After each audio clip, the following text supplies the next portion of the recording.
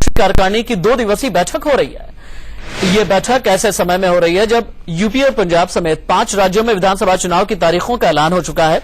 इस बैठक में राजनीतिक और आर्थिक प्रस्ताव पारित किए जाएंगे। बैठक के दूसरे दिन पीएम नरेंद्र मोदी भी कार्यकारिणी के सदस्यों को संबोधित करेंगे।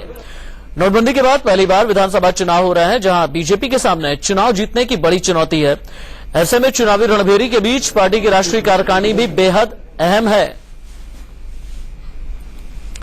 राष्ट्रीय कार्यकारिणी की बैठक क्यों अहम है, ये आप जानिए। बैठक से पहले राष्ट्रीय पदाधिकारियों की बैठक हुई है। इसमें नोटबंदी और सर्जिकल स्ट्राइक का मुद्दा उठा है। आम बजट पर सुझाव लिए जा सकते हैं, ऐसा बताया जा रहा है।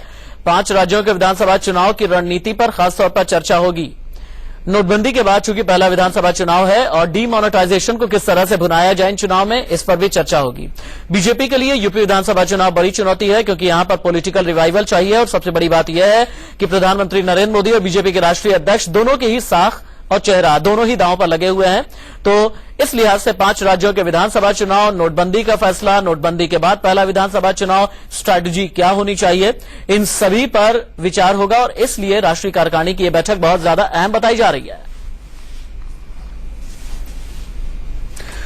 बीजेपी की राष्ट्रीय कार्यकारिणी की बैठक से पहले राष्ट्रीय पदाधिकारियों की बैठक हुई, जिसमें नोटबंदी और सर्जिकल स्ट्राइक का मुद्दा उठा।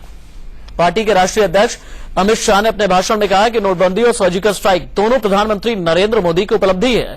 एक ने पड़ोसी देशों को चुप किया तो दूसरे ने कालाधन रखने वालों को परेशान किया।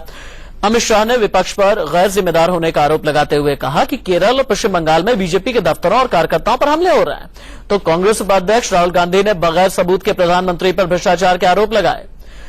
बीजेपी के राष्ट्रीय पदाधिकारियों की इस बैठक में 5 विधानसभा चुनाव वाले राज्यों के राजनीतिक हालात की भी समीक्षा की गई।